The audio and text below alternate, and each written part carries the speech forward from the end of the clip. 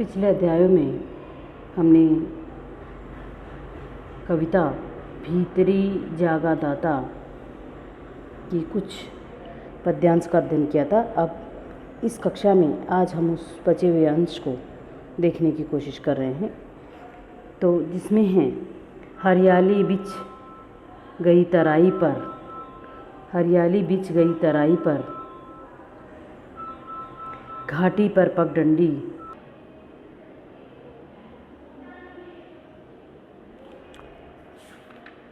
यहाँ कवि ने धरती के मैदानी भागों में फैली हुई इस हरियाली का वातावरण को प्रस्तुत किया है। कवि कह रहे हैं कि धरती के मैदानी भागों में जो हरियाली बिछ गई है, अर्थात जो पगडंडी है उस पर हरियाली इतनी चारों तरफ फैल गई है कि वह दूर से पगडंडी जो है दिखाई नहीं देती है। घाटी की पगडंडी लजाई और ओट हुई, और मानो वह पगडंडी उस सुंदर नवयुवती की तरह लजा करके और छिपती सी हुई प्रतीत हो रही हैं, परंतु उसकी सुंदरता को देखने के लिए पर चंचला न रह सकी, अर्थात उसकी सुंदरता को देखने के लिए बिजली अपने आप को नहीं रोक पाती हैं। वह सहसा चमक उठी और जैसे उसे उचकती हुई सी झांक रही हूँ, ऐसा प्रतीत हो रहा है। पतले या कम टहनियों वाले पेड़ पर निकली हुई उस नई डाली आकाश के भाल अर्थात आकाश के मध्य जय सूचक तिलक की तरह प्रतीत हो रही है। आकाश के भाल पर जय तिलक आंक आई, अर्थात आकाश के उस मस्तक पर जैसे तिलक के रूप में दूर से हमको दिखाई दे रही हैं, और इसीलिए यह प्राकृतिक जो सुषमा है वो अपने आप में बहुत ही मनोरम और सुंदर दिखाई दे रही है। कवि आगे कहते हैं कि गेहूं की हरी बालियों में से, अर्थात खेतों में गेहूं की हरी हरी बालियां और कभी कभी राई के कुछ सफ़ेद तथा कभी कभी सरसों के कुछ पीले फूल की जो सुषमा है, जो प्राकृतिक सुंदरता है, वह दिखाई दे रही है। और किसी खेत में पोस्त के फूलों की लालिमा भी चारों तरफ दिखाई दे रही है। इसी क्रम में छोटी छोटी तीसी अर्थात अलसी के पुष्पों की चमक भी दिखाई दे रही है, और कभी वह दिखाई देती है, कभी आंखों के सामने ओझल हो जाती है। तो इस प्रकार ये धरती की जो प्राकृतिक सुषमा है और ये जो हरियाली है, उसको देख करके कवि के मन में विचार जागते हैं कि धरती बिना मांगे ही हमें सब कुछ दे देती है, सब कुछ दे देती है। मेरे भीतर जागा दाता, अर्थात ये धरती जो है बिना मांगे ही सब कुछ दे देती है, इस तरह से। और फिर अपनी उस उदारता का वर्णन कवि यहाँ कर रहे हैं। इस विचार से कवि के हृदय में ये भाव जागता है कि पृथ्वी हमें चुपचाप कितना देती है, तो हमें भी उसको कुछ देना चाहिए। इसलिए मैं हरी भरी धरती को बछड़े सहित कामधेनु अर्थात मनोकामना पूरी करने वाली गाय के रूप में, पवित्र भावों के रूप में उसको अर्पित कर रहा हूँ। अर्थात हरी हरी धरती यह कामधेनु मैंने तुम्हें, अर्थात जो मन की इच्छाओं को पूरा कर देने वाली है, उसके रूप में अपने भावों को उसके प्रति समर्पित कर देते हैं।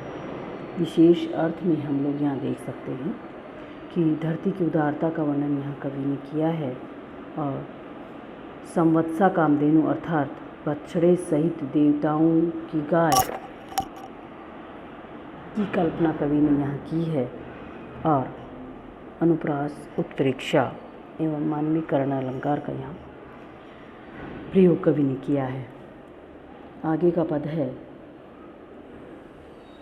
कि आकाश भी तुम्हें दिया है, यह बोर, यह अंकुर, ये रंग, ये फूल, ये कोंपले, ये दुधिया कनी से भरी बालियाँ, ये मैंने तुम्हें दी हैं। आँकी बाकी रेखा यह मेड़ों पर छाग छोने, ये किलो लते, यह तलैया, यह गलियारा, सरसों के जोड़े नौन खड़े पर तोलते, यह रूप केवल मैंने देखा। यह अनुभव अद्वितीय जो केवल मैंने जिया सब तुम्हें दिया। अर्थात कवि ये कह रहे हैं कि जो चारों तरफ की सुषमा है,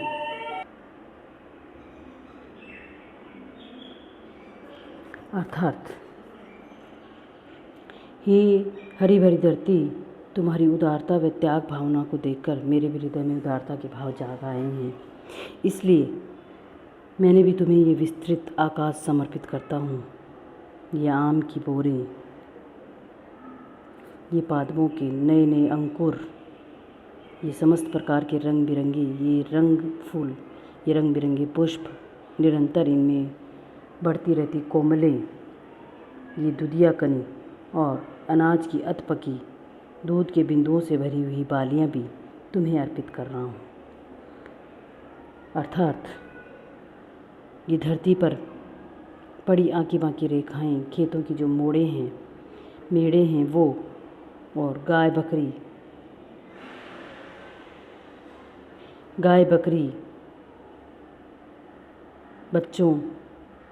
बच्चों की धमाधम चौकड़ी के दृश्य, मेड़ों पर छाग छूने के लते, ये तलैया, ये तालाब, ये झाड़ियों के बीच के मार्ग, पानी में एकदम मौन खड़ी ये सारसों के जोड़े तुम्हें सब कुछ अर्पित करता हूँ। मौन खड़े पर बोलते, पृथ्वी पर पड़ा हुआ यह सौंदर्य, जो प्राकृतिक सौंदर्य है, जो चुपचाप पड़ा हुआ है, वो सब तुम्हें अर्पित करता हूँ। अर्थात इन सारी प्राकृतिक सुषमाओं को मैं आर्थिक अनुभूति से मैं ही उसे सुख में लेता हूँ। इसलिए इस अद्वितीय भाव को तुम्हारे प्रति मैं क्या कर रहा हूँ, समर्पित कर रहा हूँ। जो मैंने महसूस किया है, जो मैंने अनुभव किया है, वह तुम्हें सब सौंप रहा हूँ। यह अनुभव अद्वितीय, अर्थात इस प्राकृतिक सुंदरता का जो अनुभव है वो अपने आप में अद्वितीय है। इसको मानव ही केवल महसूस कर सकता है। इसलिए ये भाव मैं तुम्हारे प्रति समर्पित कर रहा हूँ, तुम्हें सौंपता हूँ। यहाँ पर प्रकृति से मानव की तादात्म्य भावना व्यक्त की गई है, और प्रकृति की उदारता से हमें जो कुछ प्रकृति देती है वह वस्तुतः उसका ही क्षय है, वह उसका ही पदार्थ है।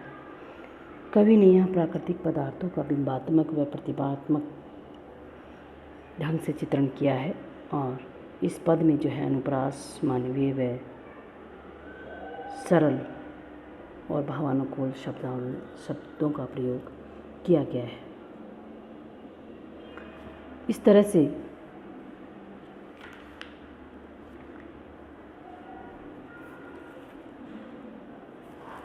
आगे की इस कविता में कवि बता रहे हैं कि प्रकृति की उदारता को देख करके और उसकी प्राकृतिक सौंदर्य को देख करके कवि का मन क्या हो जाता है, भर जाता है। तो वह अपनी श्रद्धा से उसका यशोगान करता है, अपना हृदय से उसके प्रति प्रेम प्रदर्शित करता है, और उसके अंदर अपने आप को डूबता उतारता हुआ उसके प्रति संपूर्ण भावों को समर्पित करता है। यही इस कविता का मूल संदेश है, जिसमें कवि बार बार ये कहते हैं कि मैं सब कुछ तुम्हें दे रहा हूँ, सब कुछ तुम्हें दे चुका हूँ, और तुम्हारी उदारता को देख करके मेरे हृदय में उदारता के भाव जागृत हो गए हैं। अतः तुम्हारा दिया हुआ तुम ही अर्पित है, तुम्हारे प्रति समर्पित है। इसलिए प्रकृति के प्रति हमें हमेशा उस भाव को रखना चाहिए जिस भाव से प्रकृति हमें सहज और प्रमुखता के साथ हर चीज़ प्रदान करती है।